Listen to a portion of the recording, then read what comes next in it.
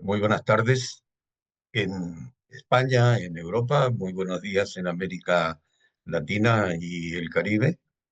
Eh, Bienvenidas y bienvenidos todos a esta nueva jornada del ciclo de diálogos del Instituto de Análisis Económico y Social de la Universidad de Alcalá, que en esta oportunidad el ciclo está concentrado en la perspectiva de las universidades, no solo de España y de América Latina, sino globalmente consideradas con respecto a los desafíos del futuro. Y en ese sentido, y por eso hemos denominado a este ciclo Geopolítica de la Educación Superior, porque entendemos que la educación superior, con todo su eh, universo de estudiantes, de profesores, de científicos, de académicos en el mundo. Estamos hablando de cerca de 26.000 universidades en el mundo reconocidas por la UNESCO y de cerca de 260 millones de estudiantes universitarios, tienen un papel de orden geopolítico que cumplir en esta coyuntura de tanta complejidad, de incertidumbre, pero al mismo tiempo de oportunidades que nos brinda el siglo XXI con su revolución tecnológica, con las nuevas realidades y nuevos horizontes que se van abriendo, pero al mismo tiempo con las amenazas estratégicas y existenciales que todo esto trae consigo. Y entonces el diálogo de hoy precisamente tiene que ver con esto. Y entonces para ello, y para hablarnos de cuáles son los desafíos globales, cuáles son las amenazas estratégicas y existenciales fundamentalmente definidas por el proyecto Milenio, por el Millennium Project, que es un think tank global, el más grande y el más importante de los think tanks globales de estudios de futuro. Eh, ¿Qué nos dice el proyecto Milenio al respecto? Y para esto tenemos entonces en esta jornada la participación de Concepción Olavarrieta. Ella es de México. Ella es la presidenta y fundadora del Nodo Mexicano del Millennium Project y tiene una larga trayectoria en materia diplomática, tanto de estudios universitarios en la Universidad Autónoma Nacional Autónoma de México, como en otras universidades. Yo no voy a hablar tan largamente de su currículum porque nos tomaría prácticamente toda la jornada. Eh, Quisiera destacar que ella es una pionera en América Latina y en el mundo en los estudios de futuro, en lo que es la perspectiva estratégica y la perspectiva estratégica aplicada a la gobernanza anticipatoria. Ella se ha destacado además, quisiera decirlo porque creo que es de gran importancia, se ha destacado además porque es la promotora y autora del primer y más grande diccionario de perspectiva que existe actualmente en el mundo, y que está disponible a través del el proyecto Milenio. En fin, ella ha contribuido también a promover los estudios de futuro, la visión prospectiva en la juventud de América Latina y del mundo a través del premio, en un premio que ha establecido y del cual nos hablará en algún momento también. En fin, muchas gracias Concepción por acompañarnos, por estar en esta jornada. Vamos a hacer lo siguiente, ella nos va a hacer una presentación de los temas, del tema central que son los desafíos globales y las amenazas estratégicas y existenciales, y luego de eso vamos a iniciar un diálogo para ir enfocando todo esto en lo que es la responsabilidad de las universidades en este contexto y por supuesto quienes están hoy día acompañándonos en esta jornada a través de la web. Abriremos entonces un turno para que puedan expresar sus ideas, hacer sus comentarios o alguna pregunta. Eh, finalmente decir que también es importante que Concepción es autora de uno de los capítulos, el primer capítulo en realidad, del libro Geopolítica de la Educación Superior, que ¿eh? Y hemos publicado de la Universidad de Alcalá, del instituto, con la editorial Catarata de España. En fin, dicho esto, entonces, Concepción, tienes la palabra. Adelante, por favor. Muchas gracias, Héctor. Muchas gracias por la invitación, tanto a realizar el artículo, que fue por demás interesante, ¿sí? Y como para la presentación del día de hoy. Quisiera así puntualizar que en el libro se abordan los 15 retos puntualmente del milenio a los que me voy a referir, pero en la presentación del día de hoy los acoté a aquellos en los que las amenazas estaban incidiendo de manera más evidente. Entonces, buenos días Latinoamérica y buenas tardes Europa. Los 15 desafíos globales y las 9 amenazas existenciales para la humanidad representan para nosotros una oportunidad de tomar conciencia sobre dónde nos encontramos. El Millennium Project, como dijo Héctor, es un gran think tank mundial que tiene presencia en los 5 continentes y que hemos estado trabajando con él desde el año de 2003 prácticamente. O sea, ya tenemos 22 años y yo me quedé verdaderamente muy impactada por la presentación que hizo Jerome Glenn, que es el presidente del Millennium Project y su director ejecutivo, que hablando acerca de los 15 retos globales del milenio en una conferencia que fui de la World Future Society. Este es el último informe. Le estamos hablando de que ya es la 20ª publicación, tomando como eje siempre a los 15 retos globales del milenio. Esta publicación se encuentra tanto en inglés como en español y ustedes la pueden conseguir en el sitio del Millennium Project. Vale muchísimo la pena para todos ustedes el que la tengan como un libro de consulta básico para todos los estudios que ustedes realicen. Resulta verdaderamente fundamental el que tengamos la oportunidad de dimensionar los alcances que esto implica. Y les voy a contar por qué. Cuando hacemos estudios prospectivos que son complejos en su esencia, si queremos tener conciencia de lo que estamos planteando y lo que estamos visualizando, es esencial que tomemos en cuenta este gran estudio que hizo para la Universidad de las Naciones Unidas el Millennium Project, en el que identificó, después de 3 años de rondas Delphi, eran otros tiempos tecnológicos, cuáles iban a ser los 15 retos globales del milenio que se impactaban holísticamente. Esto es muy importante porque aunque ustedes ven números en pantalla de desarrollo sostenible y cambio climático, agua limpia para todos, población y recursos, democratización, perspectiva global y toma de decisiones, convergencia global de la tecnología de la información y la comunicación, brecha entre la pobreza y la riqueza, salud, educación, paz y conflicto, situación de las mujeres, crimen organizado transnacional, energía, ciencia, tecnología y ética global, ninguno es más importante que otro y todos se impactan holísticamente. Esta gran contribución, cuando yo incursioné por primera vez en el futuro, me dejó muy impactada después de haber sido consultora durante muchos años en mi país y haber hecho estudios de gran visión, muchos estudios de factibilidad técnico, económico, financiero, etc. Entonces, desde entonces lo adopté. Y lo adopté como parte de mi formación como consultora, como investigadora.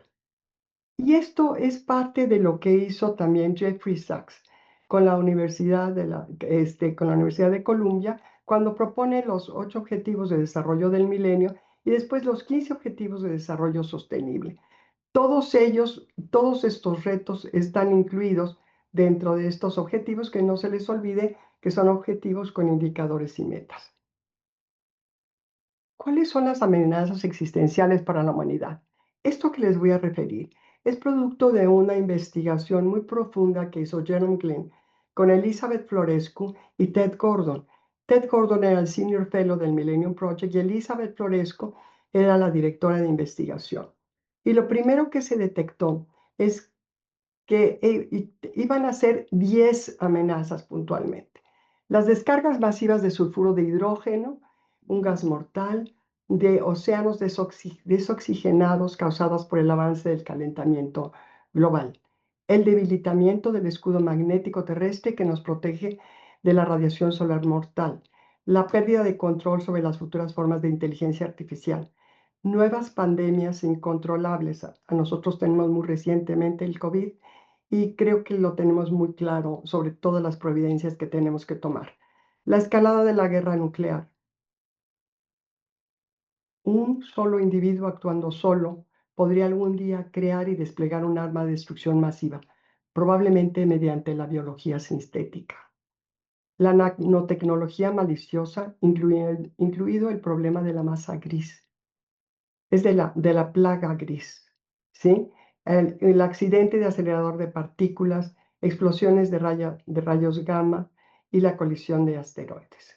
Ahora, ¿qué pasa en la correlación cuando empezamos a vincular los 15 retos globales del milenio con con las amenazas existenciales para la humanidad? Nos encontramos que para la primera, el Millennium Project, en el reto número 1, nos dice que se han identificado cerca de 350,000 tipos diferentes de sustancias químicas manufacturadas que han superado la capacidad de la naturaleza para gestionarla. Y por lo que se refiere al escudo magnético terrestre, que les recuerdo que es una reducción en la intensidad del campo magnético que protege a la Tierra de la radiación solar y cósmica, menciona que que si no se reducen la mitad de los gases de efecto invernadero para 2030, las consecuencias del calentamiento global serán catastróficas, propiciando que para 2050 más de 200 millones de personas se vean obligadas a migrar de sus países. El reto 1, les recuerdo, se refiere a desarrollo sostenible y cambio climático. ¿Cómo se puede lograr un desarrollo sostenible para todos mientras se aborda el cambio climático global? El Millennium Project propone, hay que reducir a la mitad los gases de efecto invernadero para el 2030. Y en esta publicación del Estado del Futuro 20.0 plantea ya acciones. Esto es muy importante porque ya llega a un nivel de detalle que nos es muy útil a todos como consultores, como investigadores, como estudiantes del futuro. Identifiqué particularmente los siguientes que están sombreados aquí en amarillo para ustedes, que es la producción de material. Identifiqué 13, pero les voy a mencionar ahorita particularmente 6 de ellos. Producción de material genético sin crear animales, agricultura de agua de mar, adaptación y creación de ciudades ecointeligentes, fuentes de energía renovables, la inversión en métodos para secuestrar el carbono y la inversión en métodos para eliminar el carbono. La tercera amenaza, les recuerdo que se refiere a la pérdida de control sobre las futuras formas de inteligencia artificial. En el libro del Millennium Project, ¿sí? Que les acabo de mostrar, en la sección número 3 habla sobre la gobernanza global para la transición de la inteligencia artificial hacia la inteligencia artificial general. Es la inteligencia artificial estrecha, que es la que estamos viviendo en estos momentos, que también se le denomina limitada o generativa, que es de propósito único. Y la inteligencia artificial general es adaptable a múltiples propósitos porque reescribe su propio código. La superinteligencia establece sus propios objetivos al margen de los humanos. Y sobre esto tenemos que estar muy alertas. En el reto 6, que lo llama Convergencia Global de las Tecnologías de la Información y la Comunicación, el Millennium Project menciona, han comenzado las carreras del sistema nervioso global de la civilización y el poder de la supercomputación y la inteligencia artificial. Menciona 13 acciones a seguir, les muestro 7 y destaco en particular 3.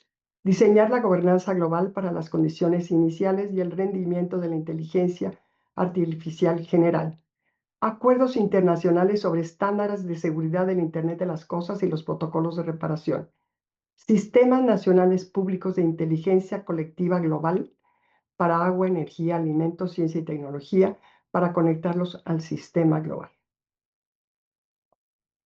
El Millennium Project le presentó al secretario general de Naciones Unidas una propuesta después de realizar un estudio muy, muy, muy profundo con los expertos que consideró Gerald Glenn eran los que podrían hacer una contribución para llevar el tema a las Naciones Unidas. Y que era crear un observatorio global que monitoree el avance en la investigación, su desarrollo y alertas tempranas, un sistema internacional de mejores prácticas y certificación para una inteligencia artificial general segura y confiable que identifique las mejores prácticas y certifique su seguridad, su uso y su desarrollo. Una convención marco de la ONU sobre la inteligencia artificial general que establezca objetivos compartidos, protocolos flexibles para gestionar riesgos y una distribución equitativa de los beneficios. Su objetivo final sería una gobernanza legítima y un estudio de viabilidad para establecer una agencia de la ONU sobre la inteligencia artificial general. La cuarta se refiere a las nuevas pandemias incontrolables y más graves. El cambio climático es la mayor amenaza para la salud, dice el Millennium Project. Están incrementándose las nuevas superbacterias sin que la producción de los nuevos antibióticos vaya a su ritmo. Las inversiones en software para la telemedicina y telesalud, robótica, inteligencia artificial e Internet de las cosas aumentan. El gasto mundial en salud aumentó el 10.3% de la economía mundial. Sobre esto, el reto 8, que es asuntos de salud, es cómo se puede reducir la amenaza de enfermedades nuevas y reemergentes y de microorganismos inmunes, es la pregunta que se plantea, y menciona el Millennium Project. El grupo 20, de los 20 acordó crear en el Banco Mundial el Fondo Mundial de Preparación para Pandemias.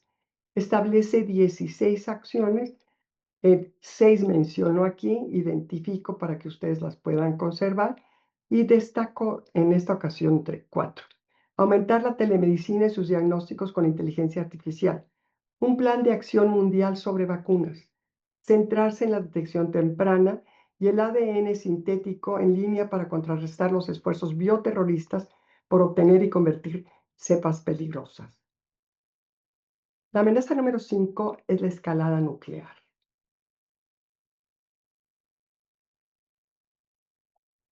El reto 10, paz y conflicto, nos habla acerca de cómo pueden los valores compartidos y las nuevas estrategias de seguridad reducir los conflictos étnicos, el terrorismo y el uso de armas de destrucción masiva. Y el Millennium Project propone, nos menciona, aumentarán los ataques cibernéticos de gobiernos y crimen organizado contra otros gobiernos, corporaciones e individuos. Quiero decirles que estamos hablando del crimen organizado transnacional, ¿sí? Plantea 29 acciones. Menciono 4. Crear y utilizar modelos de simulación interactivos en línea para crear un futuro pacífico. Integrar un programa de medios de comunicación, educación y entretenimiento. Las estrategias para la resolución de conflictos que funcionan o fracasan. Integrar a las mujeres en la reducción de conflictos y mantenimiento de la paz. Y sobre esto hay una postura muy clara por parte de ONU Mujeres, en donde se demuestra que cuando participan las mujeres en las grandes decisiones mundiales, la visión se complementa de una manera muy efectiva. Y los sistemas de inteligencia artificial que mejoren el juicio humano y reduzcan las tensiones en los siguientes conflictos. El 6, 7 y 8, 9 y 10 se refieren a un solo individuo actuando solo, como les mencionaba, que podría algún día crear y desplegar un arma de destrucción masiva, probablemente mediante biología sintética. La nanotecnología maliciosa, incluido el problema de la masa gris, un accidente de acelerador de partículas, explosiones de rayos gamma y colisión de esteroides. Cuando hablo de masa gris, hablo de plaga gris, ¿sí? Y en particular, quisiera sí destacar lo que encontré haciendo unas consultas en Internet, en ChatGPT, sí, sobre las amenazas existenciales para la humanidad. Yo conocí a Eric Drexler cuando estuve en una de las reuniones de la World Future Society. Él es Eric Drexler es el padre de la nanotecnología. Él es un individuo realmente, era bastante joven cuando yo lo conocía, de haber tenido alrededor como de unos 50 años, y me parecía un hombre verdaderamente brillante. Y en sus libros nos habla ya acerca de la plaga gris, ¿sí? Entonces, cuando entendemos por nanotecnología maliciosa, Internet nos menciona el desarrollo de armas, el uso de nanopartículas para crear armas químicas o biológicas más efectivas y difíciles de detectar. La vigilancia y espionaje, nanodispositivos que pueden infiltrarse en sistemas de seguridad o privacidad personal de manera encubierta.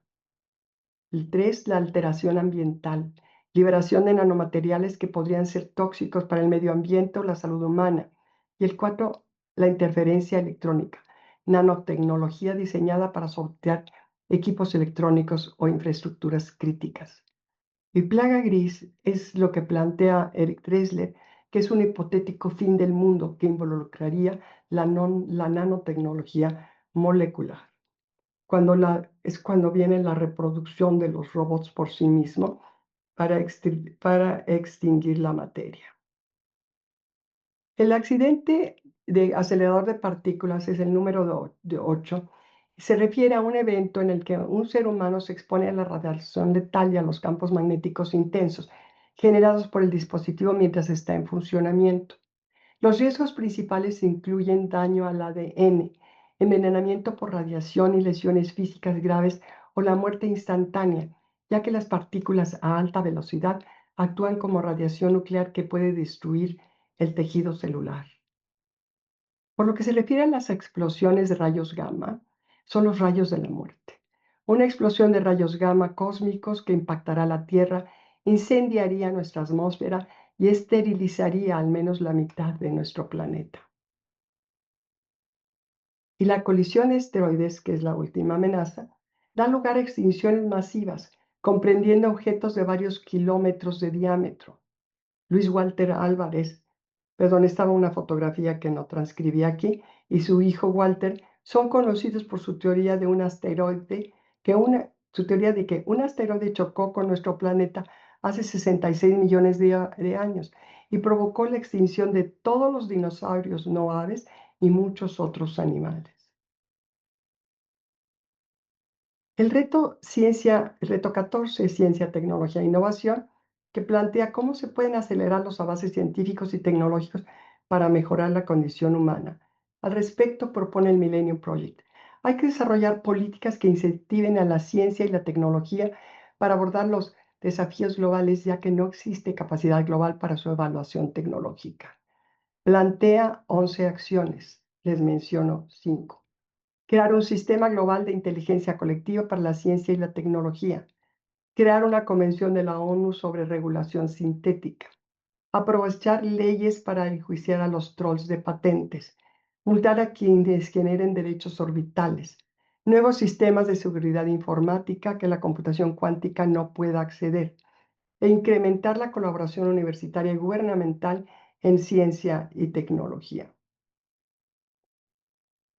Así nos encontramos en estos momentos en el mundo ante estas amenazas existenciales. Y el Millennium Project, auspiciado mucho con el impulso de Héctor Casanueva, le plantea al secretario general de Naciones Unidas el crear una oficina de amenazas estratégicas. Formula una propuesta en el año 2021, seguramente con apoyo. La propuesta viene respaldada por la Federación Mundial de Estudios de Futuro y la Asociación Profesional de Futuristas. Al respecto, yo le pediría a la hora del conversatorio que Héctor nos hiciera favor de abundar más.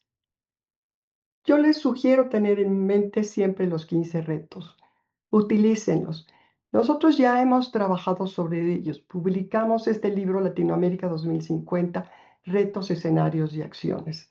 Aprovechen la oportunidad de los 6 años que nosotros ya invertimos con la participación de 25 expertos temáticos para realizar este libro.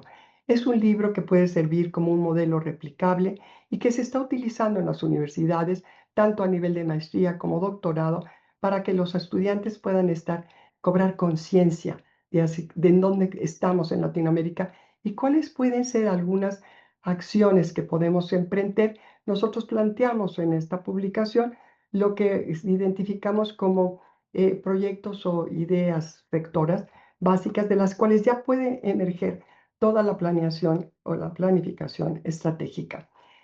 Hicimos primero este libro en el año 2021, que también nos llevó 6 años, está traducido al inglés, al igual que el anterior, que se llama Futuros México hacia 2050. Tuvimos los coordinadores, fuimos Guillermo Gándara, Jorge Matar y yo, y para identificarlos a cada uno de ellos, Guillermo Gándara es un profesor muy distinguido, un profesor emérito del Instituto Tecnológico de Monterrey. Jorge Matar fue el director del ILPES de la CEPAL, y entonces invitamos a un grupo de expertos mexicanos a que nos dieran su visión de cuáles eran los efectos de esos 15 retos en lo que era el desarrollo de nuestro país con una visión hacia 2050. Agradezco mucho al Instituto Universitario de Análisis Económico de la Universidad de Alcalá por haberme invitado a participar en este gran libro de geopolítica de la educación superior, la universidad como actor global, y en particular al doctor Héctor Casanueva. Bueno, mucho gusto y estoy a sus órdenes, Héctor, para todo lo que tú quieras que comentemos. Voy a dejar de compartir pantalla. A tus Bien. órdenes. Bueno, pues muchas gracias, Concepción, por esta presentación eh, que realmente nos pone el foco de este diálogo y el tema que estamos abordando. Muchas gracias, muy sintética, muy explicativa, muy ilustrativa y que nos permite entonces iniciar esta conversación.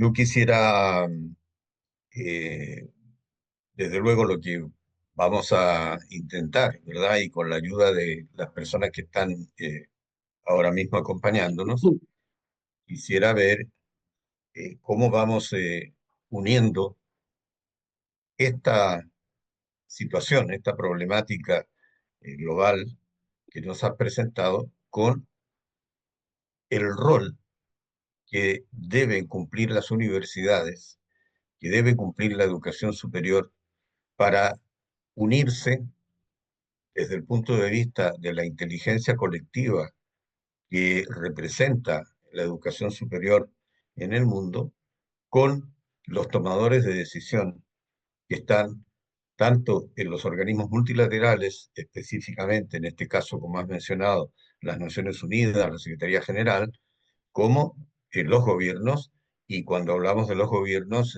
o de los estados, hablamos de los estados en su integridad, ¿verdad? Con las organizaciones subestatales, estamos hablando de los parlamentos, estamos hablando, por supuesto, de el poder ejecutivo. Cómo conectar estos mundos que muchas veces no están suficientemente, por lo general, no están suficientemente conectados, y de ahí entonces que muchas veces también, desde el punto de vista de nosotros, los perspectivistas, de quienes estamos trabajando en lo que es la anticipación, lo que es la gobernanza anticipatoria, muchas veces encontramos que no hay una conexión con la toma de decisiones del presente por parte de los poderes públicos. Eh, las universidades, entonces, tal como en el libro de Geopolítica de la Educación Superior lo planteamos a través de capítulos escritos por especialistas de, tanto de Europa como de América Latina, em, la, la situación que enfrentamos desde el educación superior es precisamente ese reto, adoptar una actitud geopolítica, entendiendo por tal la proximidad a la toma de decisiones con respecto a los desafíos globales, puesto que los desafíos, tal como tú lo has dicho, son globales, ya no existen las fronteras con respecto a estos desafíos, con respecto a estas amenazas y también con respecto a las oportunidades. Así que bueno, eh, tú has mencionado, Concepción, el, uno de los aspectos en que hemos tratado de incidir en la gobernanza global de estos desafíos. Y es la propuesta que hemos hecho a la Secretaría General de las Naciones Unidas ya hace 5 años de la creación en el seno de las Naciones Unidas de un dispositivo de análisis prospectivo, de análisis estratégico, una agencia, un instituto, en fin, independientemente de la forma jurídica, institucional que adopte, pero que se encargue de la visión de largo plazo y de eh, eh, nutrir a las organizaciones del sistema multilateral de la suficiente mirada anticipatoria con respecto a estos desafíos. Eso influyó fuertemente en la toma de decisiones que hizo la Secretaría General para presentar lo que se llamó, lo que se llama, ¿verdad? Nuestra agenda común, que fue una propuesta del secretario general a la Asamblea diciendo, mire, aquí una cosa que es obvia, ¿verdad? Pero que parece que se olvida muy frecuentemente, y es que el futuro es común y por lo tanto la agenda que adoptemos multilateralmente también tiene que ser una agenda común. Y para eso hay estos indicadores establecidos por el Millennium Project, no solamente por el Millennium Project, ¿verdad? Hay muchas universidades que están trabajando también en esto, hay universidades que tienen departamentos específicos sobre amenazas existenciales, hay universidades que tienen departamentos sobre el futuro de la humanidad y que están constantemente trabajando en torno a esto. Y nuestra agenda común que presentó el secretario general a la Asamblea de la ONU generó a su vez una decisión. Y esa decisión fue convocar a, un, a una sesión especial de la Asamblea de Naciones Unidas eh, sobre el futuro. Y esta sesión destinada a adoptar lo que se denomina, y que sí fue adoptado por 193 países, el Pacto para el Futuro.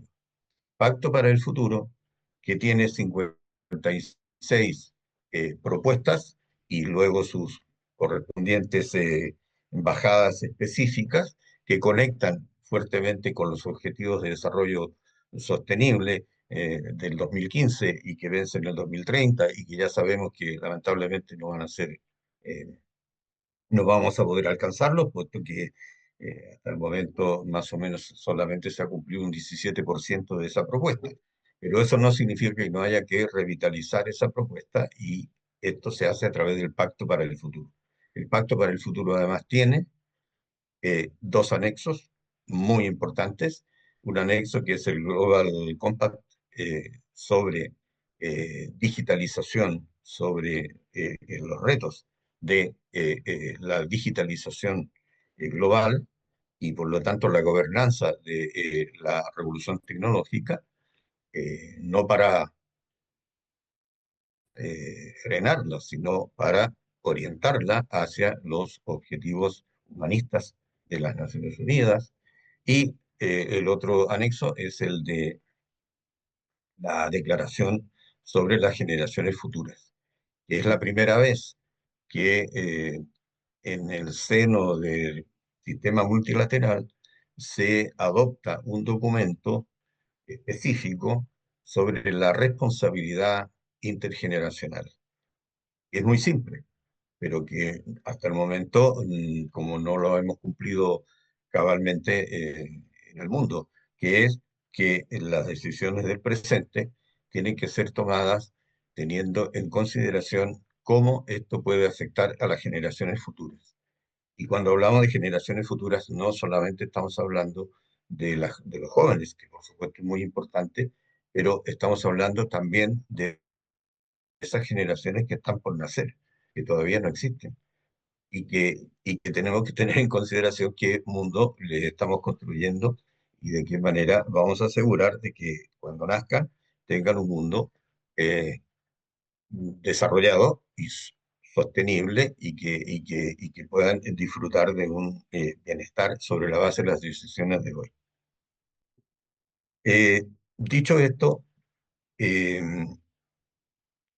¿cómo ves tu Concepción, eh, el rol de las universidades en conexión con estos desafíos globales y con estas amenazas existenciales? ¿Qué pueden hacer las universidades a este respecto?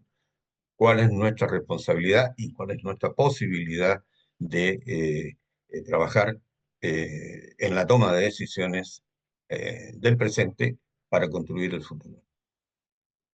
Mira, Héctor, bueno, muchas gracias por tu maravilloso análisis histórico de todo lo que nos pasa en torno a Naciones Unidas y esa gran agenda, de nuestra agenda, esa gran referencia a nuestra agenda común, que yo pienso que es uno de los documentos de prospectiva más valiosos que ha aportado Naciones Unidas a la humanidad.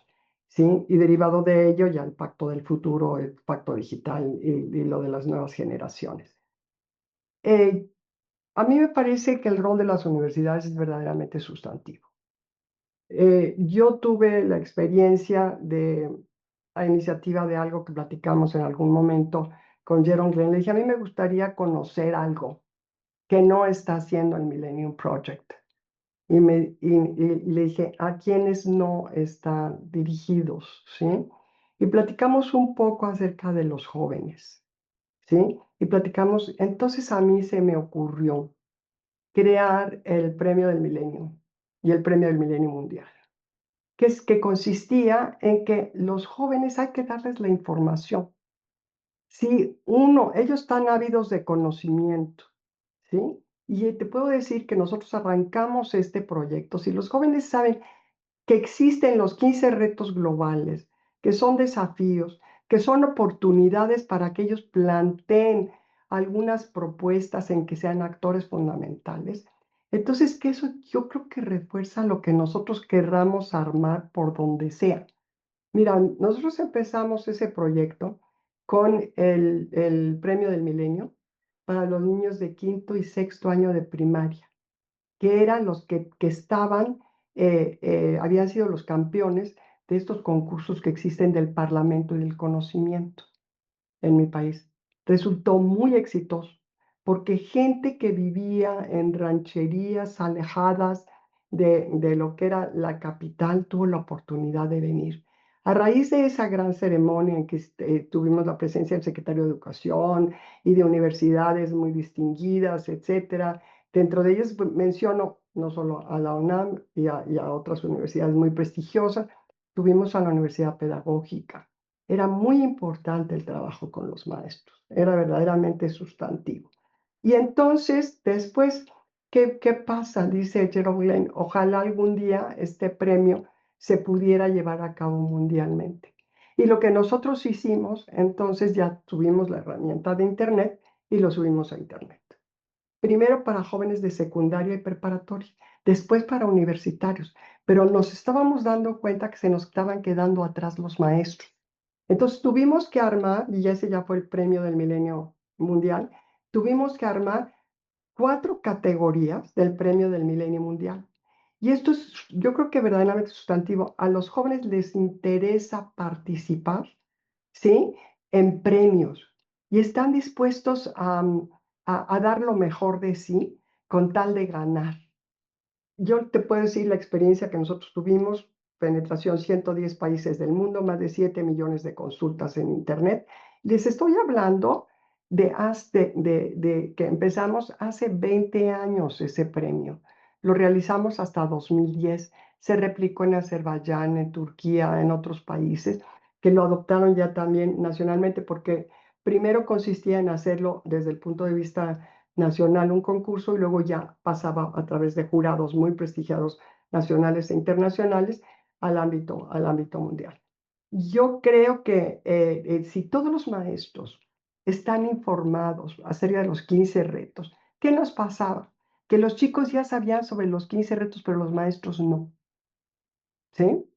Y entonces por eso tuvimos que generar esa otra categoría. Y después, por ejemplo, cuando nosotros sacamos el libro de Futuros México hacia 2050, me dice el presidente del nodo del Millennium Project en Brasil, ya lo estamos usando para hacer Futuros Brasil en 2050. O sea, es una idea, simplemente están los 15 retos a su alcance.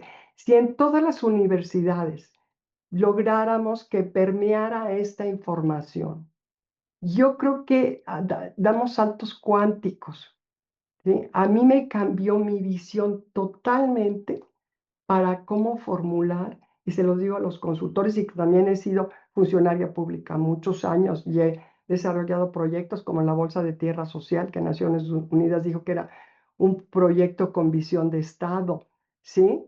En que se refería a temas de desarrollo urbano, a que no quedaran marginados los campesinos, sino que se crearan las sociedades inmobiliarias que los integraran a ellos junto con los inversionistas. En fin, eran proyectos que iban abriendo los ojos, yo te puedo decir, a todos. Y creo que ese es el rol que nos toca a nosotros como parte del Millennium Project para estar presentes con todas las universidades con las que tenemos contacto. Y mi sugerencia sería, sí podemos hacerlo, sí tenemos material muy serio para que ellos puedan trabajar y para que los maestros puedan desarrollar sus cátedras. Y con el estado del futuro, te comento que nosotros estamos creando en México, tenemos varias locaciones. Las locaciones están en arrancamos en la Ciudad de México, pasamos después a Monterrey, a Tamaulipas, y estamos trabajando ya con profesores del instituto, una profesora del Instituto Tecnológico de Monterrey, experta en temas de prospectiva en el estado de Querétaro. Es decir, la responsabilidad de sus universidades, pero es también trabajar y diseminar toda esta información para que el sector público esté informado. A mí me tocó una experiencia absolutamente, dos experiencias maravillosas. Una Muy es cuando sacamos el libro de Futuros México hacia 2050. En México y creo que Barcelona es este año la Feria Internacional del Libro. Barcelona es la ciudad invitada. ¿Sí? Les quiero decir que fui a esa feria, así fuimos Guillermo y yo a hacer la presentación del libro. Cuando salí, el avión se retrasó. Y en ese retraso del avión tuve oportunidad, pues ahí toda la gente que estamos esperando ya estamos aburridos cuando son 3 horas. Entonces descubrí que había una persona que yo había conocido porque él había sido gobernador en un estado de la República y le dije que si conocía este libro, porque él había ido a presentar otro libro. Dijo, no lo conozco. Sí, le dije, me da mucha pena no dárselo, pero este es el mío y lo tengo todo marcado. ¿Sí? ¿Cuál sería mi sorpresa? Y pasó, me dijo, "Ay, la voy a invitar con un grupo de expertos porque queremos crear una nueva visión de país para México, ¿sí? Y entonces llego, me invita a una reunión con los expertos. ¿Y cuál sería mi sorpresa? Era una mesa en que habíamos alrededor como de 30 personas y en la mesa había mandado comprar este libro y se los regalaba a todos. Así yo creo, cada vez que vamos a un evento, cada vez que tenemos oportunidad de contactar a la gente, si podemos regalar lo que nosotros vamos construyendo, creo que es algo que todas las universidades pueden aprovechar. muy bien, pues muchas gracias, Conchita. Mira, yo lo que veo efectivamente, creo que el punto central de lo que estás marcando es la necesidad de que diseminar esta, este conocimiento que se va generando mediante los estudios de futuro para precisar cuáles son no solamente lo que ya sabemos, ¿verdad? Los retos globales, las amenazas existenciales, sino precisar también de qué manera cada universidad en su territorio puede construir y aportar en torno a estos retos para generar nuevos conocimientos que finalmente vayan contribuyendo a un mayor bienestar. Iniciativas como la del Premio Mundial, por supuesto, muy importantes porque eso es un incentivo para los jóvenes, tanto de la educación básica como de la educación superior. Y al mismo tiempo, lo que tú mencionas, esta proximidad que hay que tener con el poder político, porque independientemente de que podamos encontrarnos con que hay un cuestionamiento generalizado a lo que es la política, a lo que es el poder político, los parlamentarios, etcétera, no debemos tampoco poner a todo el mundo en el mismo saco, ni decir de que por eso entonces vamos a abominar de la política y de los políticos, y que además hay que tener en cuenta que al final son ellos quienes toman las decisiones, son ellos quienes hacen las leyes, son ellos quienes hacen los decretos y los que ejecutan las acciones. Y si nosotros no estamos cerca, proporcionando desde el mundo universitario, desde el mundo de la educación superior, los conocimientos, los análisis, la perspectiva global y local, pues esas decisiones tampoco van a estar debidamente informadas. Entonces, creo que ahí un primer papel, ¿verdad?, de las universidades es estar cerca de la toma de decisiones, pero generando conocimiento, generando perspectivas, propuestas, ideas, etc. Eh, las Naciones Unidas tiene una conexión importante con el mundo universitario, tanto a través de la UNESCO, y la UNESCO, también es importante que lo destaquemos aquí, la UNESCO hace muchos años ya ha puesto en marcha un programa que se llama Future Literacy, que es alfabetización de futuros. Un programa muy importante con las universidades, con los maestros, efectivamente, como tú mencionas, que va promoviendo el pensamiento de futuros en las universidades, para que efectivamente se generen entonces perspectivas y que todo el trabajo universitario, la formación de, profesional, tenga un enfoque y una visión de futuro. Como por ejemplo, que otros quisiera mencionar, lo hace el Tecnológico de Monterrey, porque el Tecnológico de Monterrey desde hace ya por lo menos 10 o 15 años ha ido introduciendo el pensamiento estratégico, el pensamiento de futuros en las carreras, en algunas carreras al principio, pero ya ha tomado la decisión, según nos han comunicado, de que a partir del próximo año todas las carreras del Tecnológico de Monterrey van a tener asignaturas de pensamiento de futuros.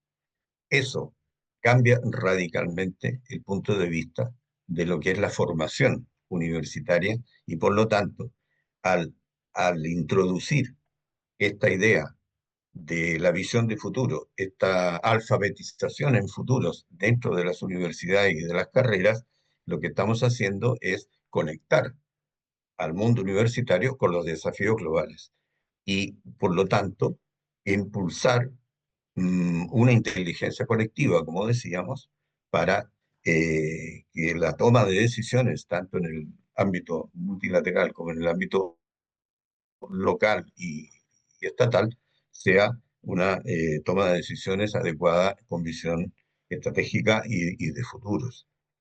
Eh, yo quisiera pedirle a Diego, que nos acompaña, si le podemos dar acceso a todas las personas que están en este momento acompañándonos, tanto acceso de cámara como de micro, con el fin de iniciar en los minutos que nos quedan una conversación más, más ampliada.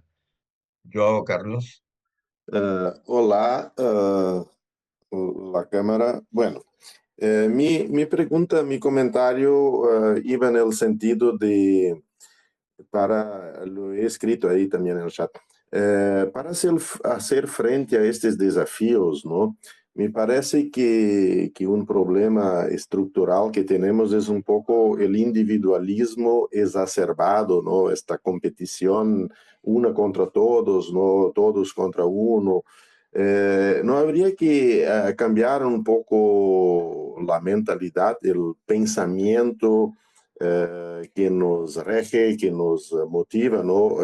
Específicamente al individualismo que hace con que uno solo piense en su beneficio, no en el de la colectividad? Gracias. Concepción. Mira, yo creo que, Joao, una de las situaciones fundamentales que resulta para nosotros cuando hacemos estudios de futuro es justamente el sentido de colaboración. El individualismo ante las amenazas existenciales no lo veo con que vaya a poder sobrevivir. ¿Sí? Necesitamos juntar fuerzas, necesitamos entre todos sumar lo que es el andamiaje en el camino. Mira, uno de los capítulos que yo hice dentro de los libros que referí se llama Los futuros del crimen transnacional organizado. Esa ha sido mi experiencia, mi investigación durante muchos años. Y las causas fundamentales de eso fueron estudiadas por un gran criminólogo, Irving Waller, ¿sí? Canadiense, y nos hablan fundamentalmente de 5. Una es las disfuncionalidades familiares, otra es la falta de motivación en la educación, el ámbito de los amigos, ¿sí? El ámbito vecinal y ya las tomas de decisiones del individuo. Si nosotros logramos motivar el sentimiento de que lo que está bien para mí debe estar bien para ti, y sobre eso empezar dentro de que nosotros manejábamos, dentro de las propuestas de Futuros México y de Latinoamérica, el hacer memes, el que los medios nos ayuden a construir lo que es el esfuerzo colectivo. Yo no considero que en estos momentos, ante la fuerte amenaza del desarrollo del crimen transnacional organizado, y yo lo vivo en mi país, pero también lo vivo cuando voy a otros lugares del mundo, de los países de primer mundo, que me dicen, a partir de ciertas horas mejor no salgas solo. Cuida, mejor no te pongas joyas. Cuida tu bolsa, ve lo más discreta posible, etcétera. Este es un problema mundial. El individuo no lo puede resolver solo. Y eso creo que nos despierta la oportunidad para que entre todos hagamos comunidad. Pero sí, estoy consciente de que en las universidades es el lugar en el que tenemos que aprender a trabajar en conjunto. Justamente uno de los objetivos de este libro que hemos editado en la geopolítica de la educación superior, eh, lo que destacamos, y en eso estamos muy conectados justamente con la UNESCO, con el programa latinoamericano también de la UNESCO y otras universidades, es el relevar el poder y el valor de la colaboración. Porque el ámbito universitario es por esencia un ámbito de colaboración, ¿no? Es un ámbito donde competimos, por supuesto, por el conocimiento, competimos por las ideas, pero es un ámbito de colaboración, es un ámbito donde aprendemos.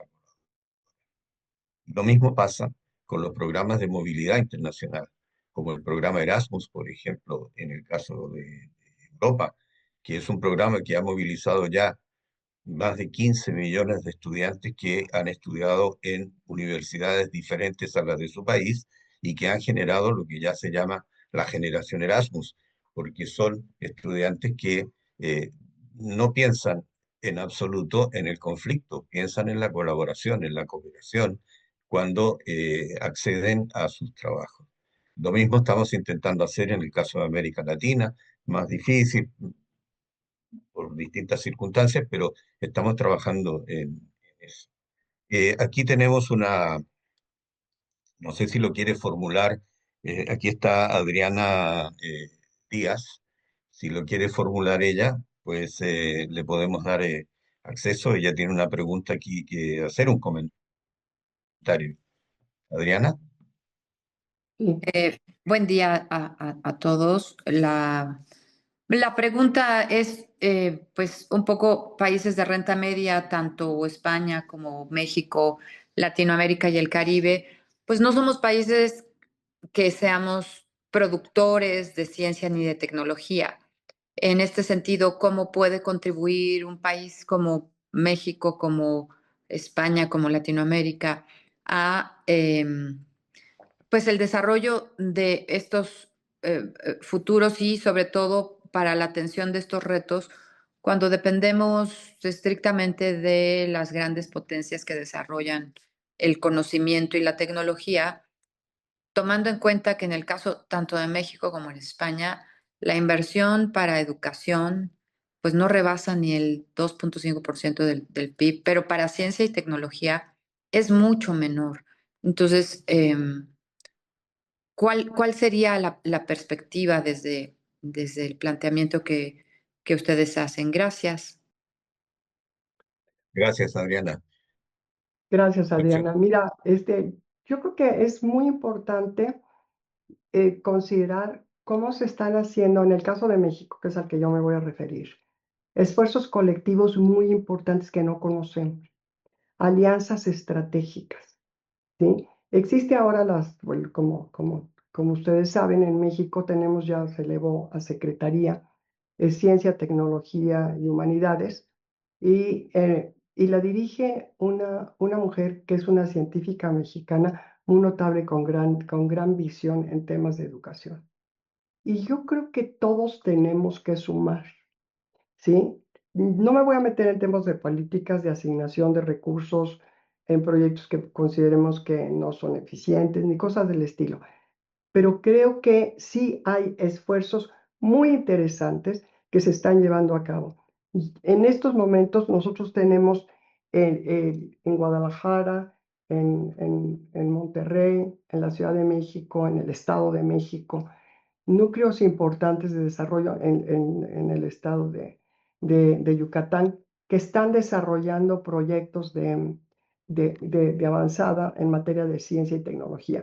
No se trata de estar compitiendo con las grandes líderes, sino empezar a generar lo que son nuevas patentes, los caminos que sean posibles, ¿sí? Y hay concursos, cuando son buenos los proyectos, hay concursos de la iniciativa privada también interesantes. Creo que tenemos que voltear la cara hacia el enfoque cómo sí se puede, de qué manera con lo que nosotros tenemos podemos ir avanzando y podemos tener ejemplos muy claros de movilidad en nuestros países, ¿sí?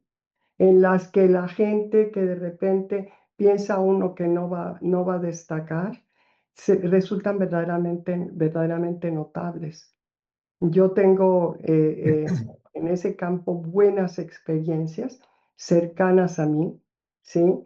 Yo tengo una nuera que es la directora del laboratorio de la Universidad de Ecología, Laboratorio de Ecología en el Centro Tecnológico de la Península de Yucatán que se encuentra en Mérida, ¿sí? Y ellos están haciendo investigaciones muy buenas, muy bien logradas sobre temas de cuidado del medio ambiente, ¿sí? Han producido cosas realmente muy positivas.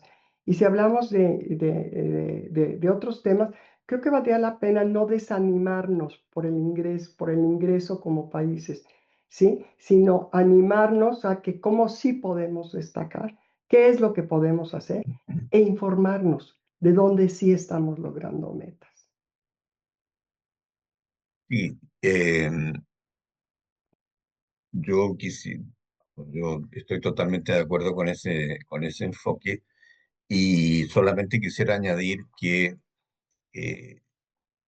Adriana tiene toda la razón en cuanto a que la limitación presupuestaria que tenemos en nuestros países para dedicar a la investigación en ciencia, tecnología, ¿no? Innovación y en general al sistema educativo es real, es un problema, pero entonces lo que tenemos que apelar es a la cooperación internacional, es decir, conectarnos con aquellos centros que están desarrollando de manera más eh, de frontera el conocimiento en materia científica, tecnológica, y que están dispuestos, porque como hemos dicho, los desafíos son globales y las soluciones que puedan buscar no siempre son soluciones que se buscan y se encuentran en el mundo desarrollado,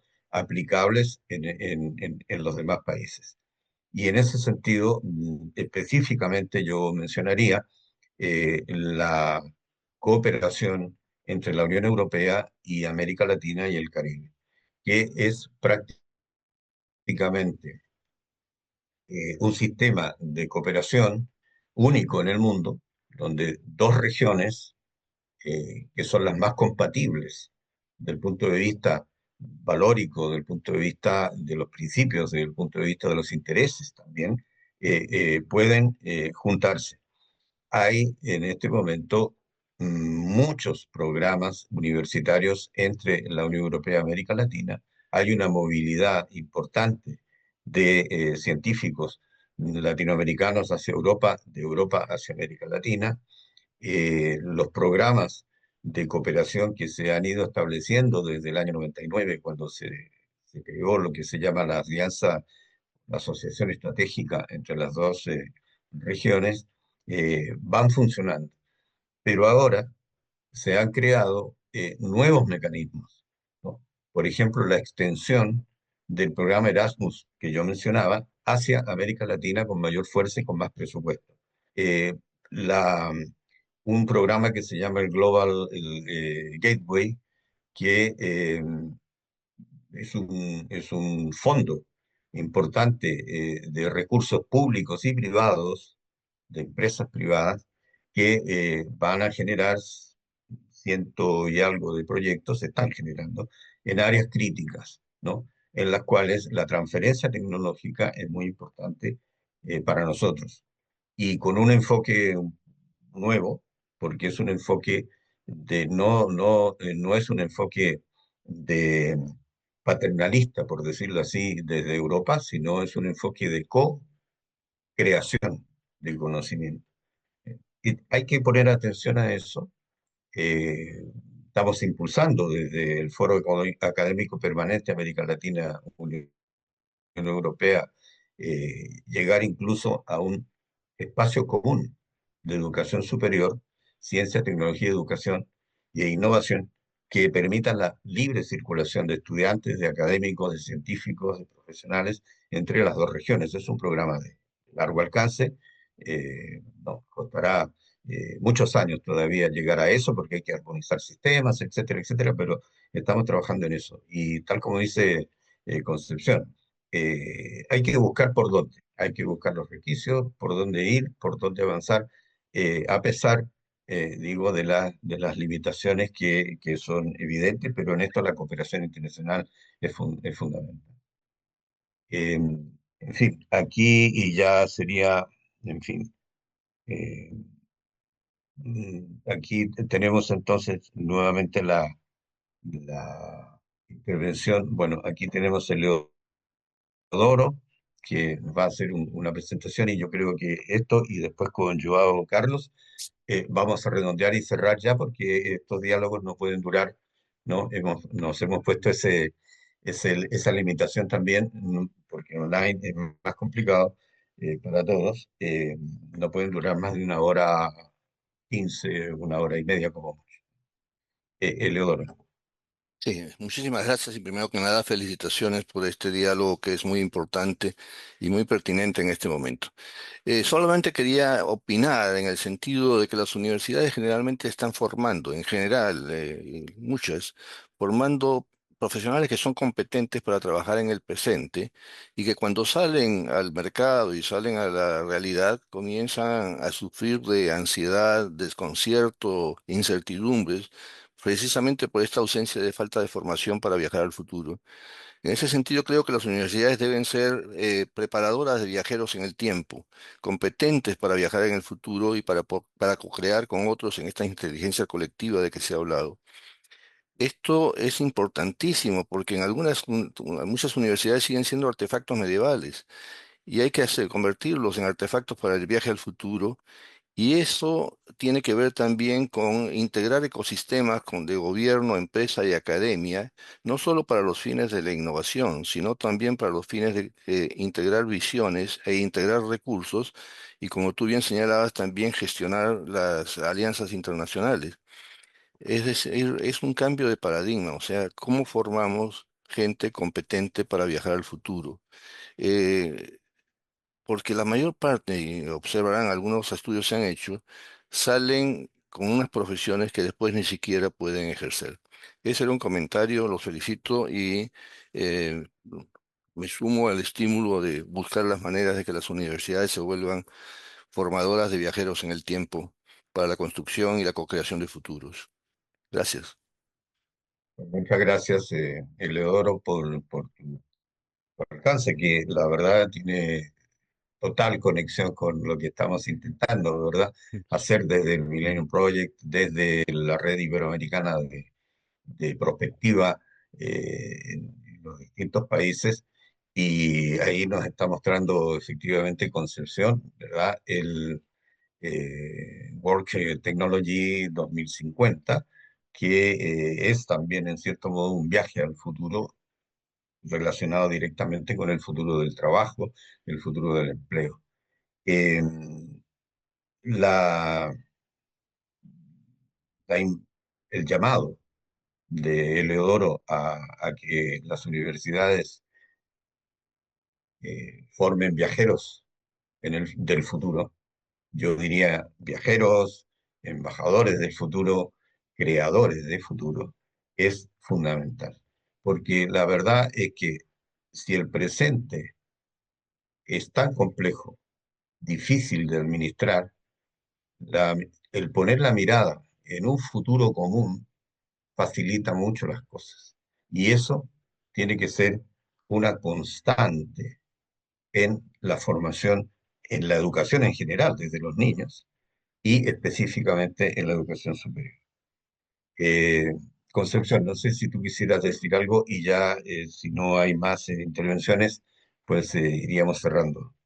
Bueno, yo felicitar a Eleodoro porque realmente las obras que él ha escrito son muy brillantes. Su obra del umbral sobre la sociedad cuántica es verdaderamente maravilloso, que yo creo que debería de estar en todas las universidades y todos deberían de leerlo, porque nos ayuda a ese viaje en el tiempo del que él habla, pero sobre todo yo quisiera ligarlo con el concepto de que la formación tiene que ser ya, de acuerdo al libro de la investigación que hicimos con el Millennium Project sobre futuros del trabajo, tecnología 2050, ¿sí? Es que el individuo ya se tiene que buscar su propia realización a través de su propia autocontratación.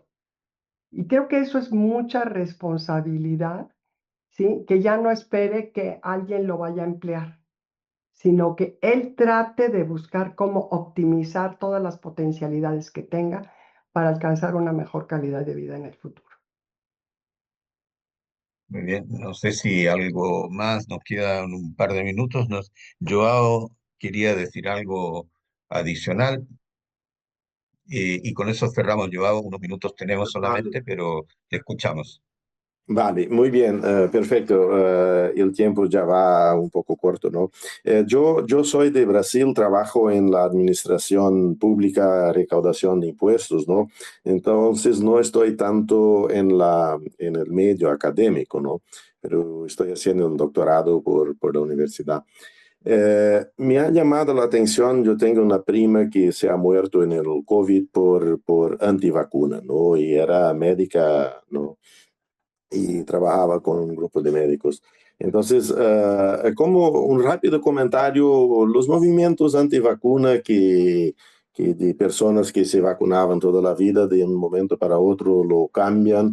En la universidad, ¿cómo lo ven estos movimientos anticiencia, ¿no? que se ve cada vez más?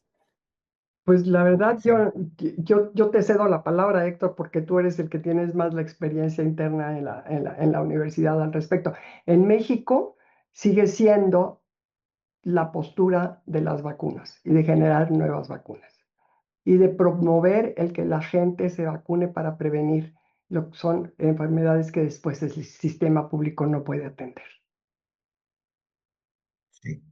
Bueno, lo mismo diría yo con respecto a España u otros países, Chile también, que son países que conozco bien, digamos, y que podemos decir algo al respecto. Eh, las universidades como tal, que uno pueda eh, visualizar cuál es la postura de la educación superior con respecto al tema de las vacunas y al tema en general de la prevención en materia de salud, son todas pro vacunas, pro investigación, y gracias a eso, más de 150 institutos estuvieron trabajando colaborativamente cuando surgió la pandemia, y surgió precisamente la vacuna o las vacunas, ¿no? Con distintas características que han logrado parar esa pandemia y demostrar la eficacia de esto, ¿no? Hay por supuesto, movimientos antivacunas, como hay movimientos anti todo, ¿no? Hay muchos movimientos así, pero que creo que no han permeado en lo que es la institucionalidad universitaria, sino las universidades siguen trabajando conjuntamente con los institutos. Donde más se produce la ciencia es en las universidades. Y ahora lo que se está buscando es una colaboración interuniversitaria justamente para prevenir nuevas pandemias, junto con la Organización Mundial de la Salud, que dicho sea de paso, se le está aumentando un poco el presupuesto, pero quiero decir de que cuando la Organización Mundial de la Salud enfrentó la pandemia con su reporte, que muchos no conocen, el reporte del 2019 de advirtiendo de la pandemia, se llama nada menos que El mundo está en peligro. Ese es el reporte de la Organización Mundial de la Salud, ¿no? Y que no se le tomó muy en cuenta. Y esta organización, el presupuesto que tenía en ese momento para atender todas las emergencias sanitarias y la prevención en materia de salud en el mundo, era equivalente al presupuesto de salud de la alcaldía de París, equivalente a lo que se gasta en el mundo en cigarrillos en un día. Con ese presupuesto la Organización Mundial de la Salud no podía tampoco hacer mucho más. Ahora se le ha aumentado algo el presupuesto, tampoco mucho, ¿eh? Pero en fin. Entonces se está uniendo con más universidades para ir generando esta capacidad preventiva y anticipatoria. Esto lo digo a raíz de que finalmente, claro, los movimientos antivacunas no han logrado permear este impulso hacia la prevención y la anticipación. Muchas gracias, Joao, por tu intervención. Gracias a quienes han Gracias, intervenido. nosotros. Muchas gracias. Y bueno, pues nos despedimos.